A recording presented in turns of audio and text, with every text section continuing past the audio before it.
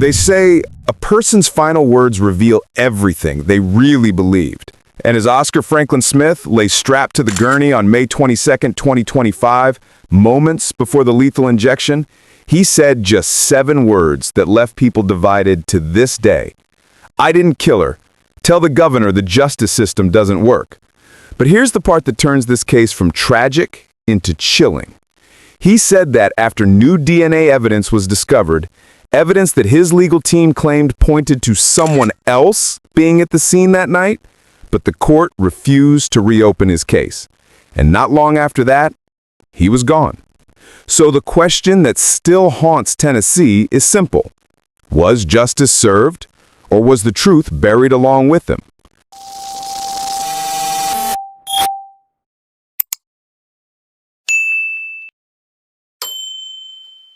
At first glance, Oscar Franklin Smith wasn't the type of man who stood out.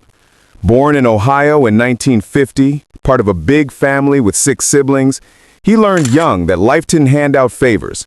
His family eventually moved to Tennessee, where Smith lived a pretty ordinary life, until he met a woman who would change everything. Her name was Judith, or Judy, Roberts, a waitress at a Waffle House. She was a single mother with 2 young sons, Chad and Jason Burnett. Friends said she had this calm way about her, someone who worked hard, didn't complain, and just wanted to raise her boys in peace. Smith fell for her quickly, and in 1985, they married. Things moved fast. Together, they had twins, making a blended family of 6. From the outside, they looked like a typical Tennessee family, but behind closed doors, doubts were rising, tensions were growing. Co-workers of Smith would later claim he felt Judy favored her 2 older sons, and some said they'd heard him threaten violence more than once. Other people close to Judy said she had quietly started planning an exit, trying to separate and start over. 5 years after their wedding, she left him. June 1989. That's when everything started accelerating. And Smith? He made a decision that would sound strange in hindsight. He took out an insurance policy, not just on Judy, but also on Chad and Jason, his stepchildren. A decision that prosecutors would later call premeditation on paper. At the time, though, nothing happened yet. Not until October. Because on October 1st, everything changed.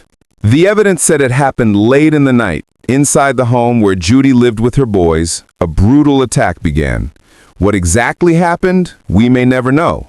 But what we do know paints a horrifying sequence. Judy Roberts Smith shot in the neck, then stabbed repeatedly. Chad Burnett shot in the eye, in the chest, and left torso. Jason stabbed in the neck and stomach. At some point, someone inside tried calling the police. The phone didn't save them, but it did record something. A voice screaming, "Frank, no!" Was it Oscar? Prosecutors said that was the moment he was identified.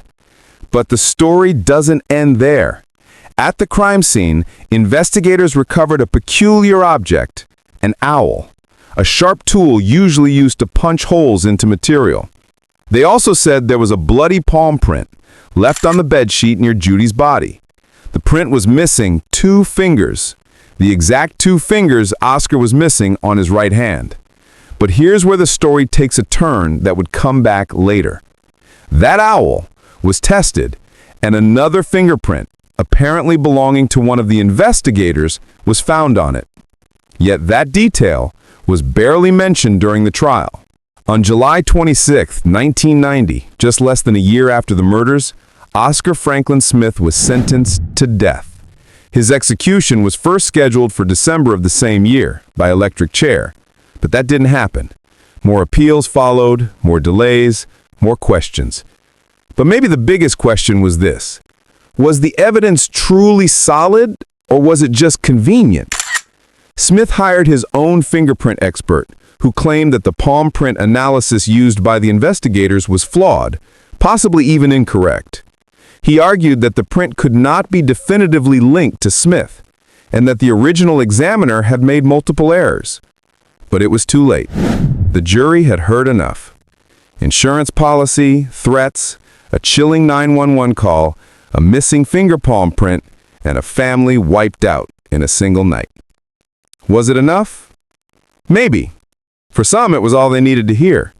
But for others, the case was just beginning. After being sentenced to death, Smith was sent to Tennessee's Riverbend Maximum Security Institution, where he would spend over 30 years on death row. He filed appeals. He pushed for new trials. He claimed innocence. He pointed to technology that didn't exist back in 1990, especially with DNA analysis. In fact, the longer he stayed on death row, the more he started to see something no one expected: the science of crime scene investigation evolving. He wasn't the only one fighting. Over time, other inmates in Tennessee began to challenge the lethal injection method itself. Dozens joined a lawsuit claiming that the cocktail used during execution was effectively torture, that it could cause the sensation of drowning and burning alive.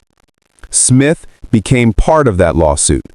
His execution date was set for June 4, 2020, then postponed.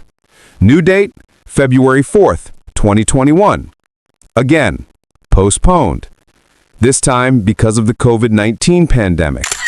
But something was looming in the background, and it wasn't illness.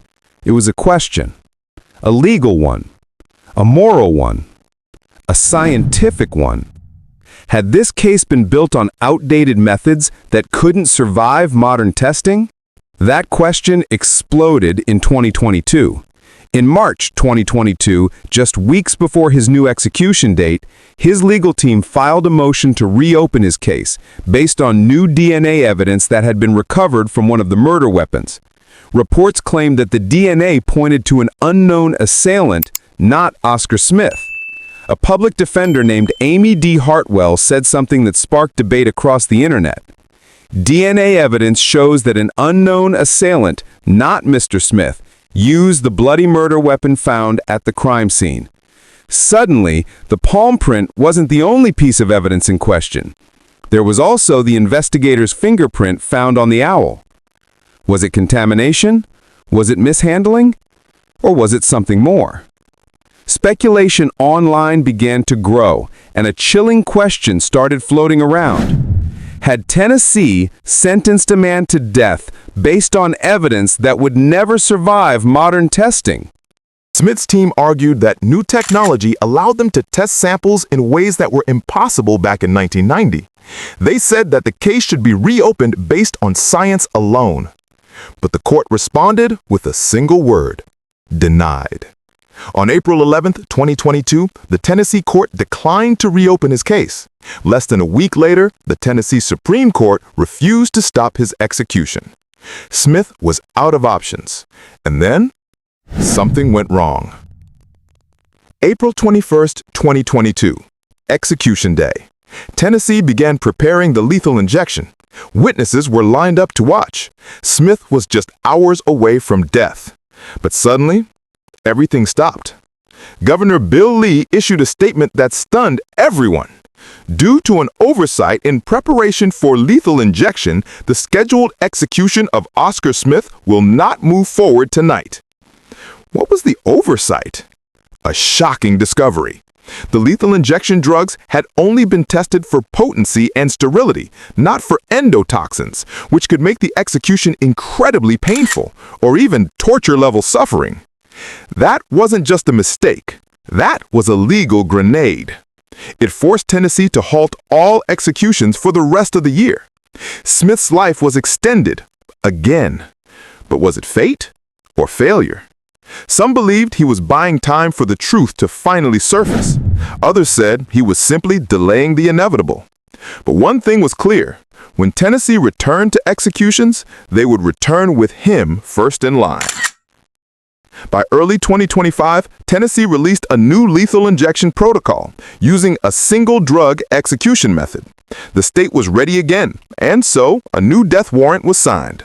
Smith's execution was officially scheduled for May 22, 2025. He was asked to choose his method of execution: lethal injection or electric chair. He refused to choose. Default method, lethal injection. He was set to be the first of 4 Tennessee executions that year, the beginning of 2025's death row cycle. And leading up to his execution, he never backed down. He never confessed. He never changed his story. Even on his final night, he filed one last request, that his case be vacated due to doubts about the evidence. It was denied again. On the morning of May 22, 2025, witnesses arrived at Riverbend. The procedure began, the drugs entered his bloodstream, and at 10:47 a.m., he was pronounced dead. His last meal? Hot dogs, tater tots, and apple pie with vanilla ice cream. Simple, plain, almost childlike.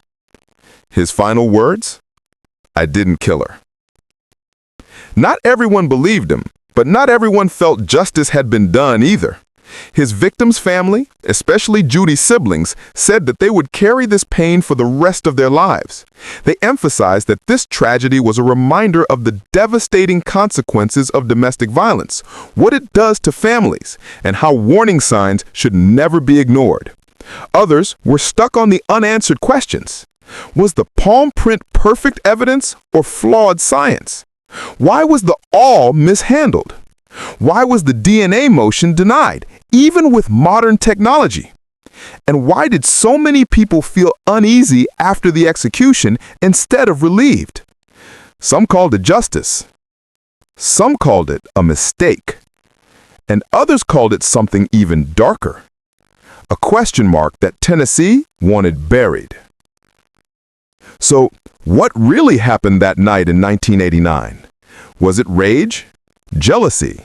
Violence waiting to explode? Or was the truth never fully uncovered? Even now, long after his execution, one thing feels certain. Oscar Smith didn't just leave behind a case.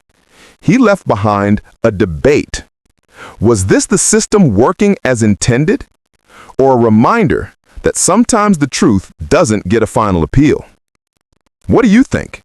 Was justice served? Or was this execution the end of the wrong story?